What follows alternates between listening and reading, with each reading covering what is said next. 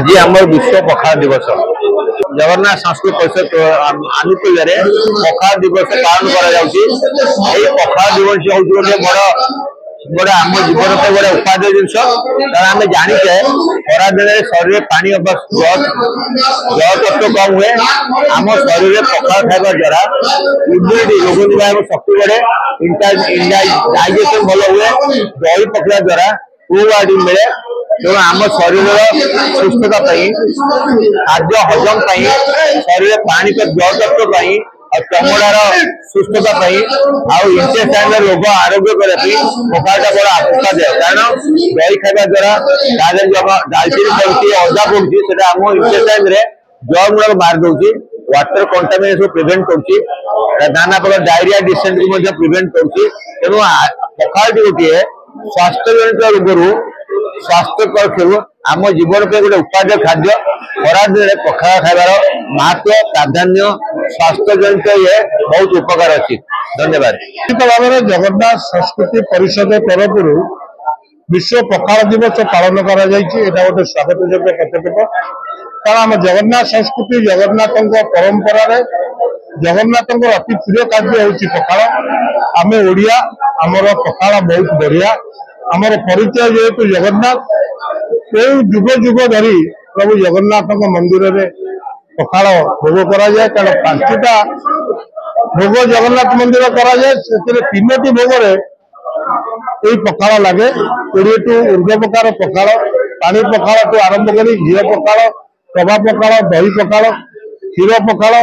चुकुड़ा पखाल प्रभु जगन्नाथ निकट में प्रार्थना कराए जहाँ आम ओडिया एक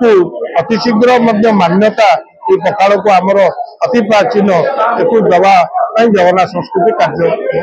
जय जगन्नाथ। महापात्र संपादक श्री जगन्नाथ संस्कृति परिषद विश्व पखाल दिवस 2019 कोड़े आम पूर्वतन दिवंगत प्रतिष्ठाता सभापति गोपीनाथ महांती समय आरंभ करूँ आज बजाय रही कोरोना 2 वर्ष छाड़ी आम अन्य समय आम से बजाय रखीचु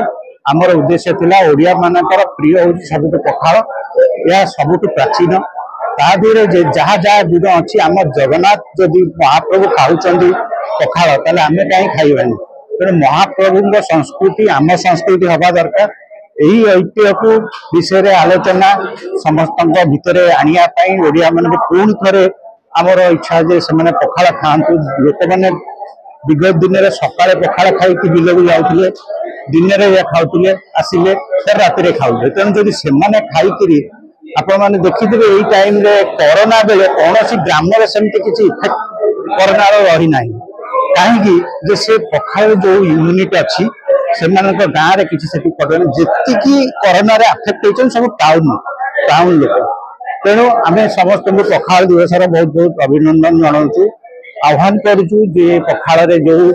विश्वनाथ सामंतराय आसते कहले जे विभिन्न प्रकार खाद्य खाइला परे जो जिनस गुड़ाक भितर पड़ी हजम करिया जहाँ किसी बदहजमी कारण हम ना तेणु से जो जिनस गुड़ाक पुणी थे फेरिया पुणी थे आम सुस्थ हो ओडिया पखाल को मुख्य स्रोत को आनिबा। पखाल दिवस को आमर जगन्नाथ संस्कृति परिषद प्रथम 2019 मसीह से आरंभ करते कारण पखाल हूँ आम परंपरार बहुत जगन्नाथ संस्कृति परंपरार बहुत पुरातन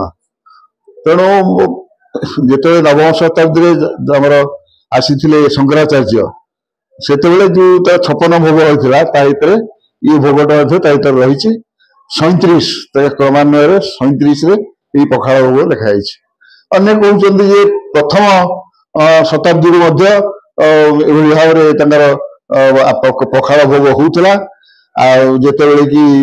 आमर सत्यनारायण मंदिर थिला जो बड़ देव या तारी पछाड़ गोटे रोषघर था से रोषघर कम करनी से पखाल भोग होता तो से जहाँ भी हो से प्रथम शताब्दी हो नवम शताब्दी हो पखाल हूँ ओडिया खाद्य एवं ओडिया माने ही यहाँ उद्भावन करते सब बड़ कथा एवं जिते प्रकार पखाल आम ओडिया माने खाती जगन्नाथ महाप्रभु निजे खाती ताहा अन्य कोठी देखा जाए एवं पखाल सहित जो व्यंजन सब दि जाए जगन्नाथ मंदिर रे ସେ ସବୁ ସ୍ୱାସ୍ଥ୍ୟପ୍ରଦ ବ୍ୟଞ୍ଜନ ତା ସ୍ୱାସ୍ଥ୍ୟବର୍ଦ୍ଧନକାରୀ। କାରଣ ପଖାଳ ଖାଇଲେ ସ୍ୱାସ୍ଥ୍ୟର ଯେତେ ଉନ୍ନତି ହବ, ମଣିଷର ଚେହେରା ଏତେ ଉଜ୍ଜଳ ହବ ଏବଂ ବାର୍ଦ୍ଧକ୍ୟ ବହୁତ ପରେ ଆସିବ। ବହୁ ବର୍ଷ ପର୍ଯ୍ୟନ୍ତ ବୃଦ୍ଧ ଅବସ୍ଥା ପରେ ମଧ୍ୟ ନିଜର ଶକ୍ତି ଥିବ ବଳିଷ୍ଠ କାମ କରିବା ପାଇଁ, ଖରାରେ ଅଧିକ ସମୟ କାମ କରିପାରୁଥିବ। ଇଏ ପଖାଳ ଖାଇବା ଦ୍ୱାରା ହିଁ କେବଳ ସମ୍ଭବପର। ତେଣୁ ଏଇ ଯୋଉ ସନ୍ଦେଶଟା ଜଗନ୍ନାଥ ସଂସ୍କୃତି ପରିଷଦ ଏ ସମଗ୍ର ପୃଥିବୀକୁ ଜଣାଇବାକୁ ଚାହୁଁଛି।